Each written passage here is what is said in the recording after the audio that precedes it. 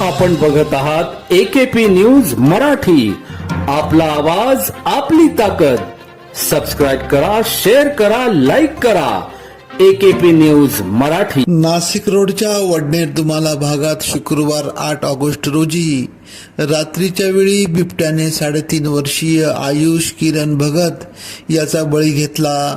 गेल्या अनेक महिन्यांपासून वडनेर दुमाला तसेच परिसरात बिबट्याची रेलचेल वाढली आहे. आयुष हा बिबट्याच्या हल्ल्याचा बळी ठरला असून गावालगत 500 ते 700 मीटर अंतरावर उसाच्या मळ्यात रात्री 12 वाजेच्या सुमारास आयुष या चिमुकल्याचा मृतदेह मिळून आला. तत्पूर्वी वन विभागाचे अधिकारी कर्मचारी, उपनगर पोलीस ठाण्याचे अधिकारी कर्मचारी व गावकऱ्यांनी आयुषला शोधण्यासाठी शोध मोहीम हाती घेतली होती.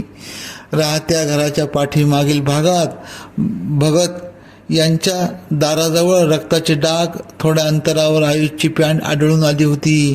अखेर शोध घेण्यासाठी ड्रोनची मदत घेण्यात आली. ड्रोनच्या साहाय्याने आयुषचा मृतदेह उसाच्या मळ्यात आढळून आला. आयुषचा मृतदेह पाहताच गावकऱ्यांच्या डोळ्याच्या कडा पाणावल्या. वाढत्या बिबट्याच्या हैदोसामुळे नागरिकात घबराट निर्माण झाली आहे.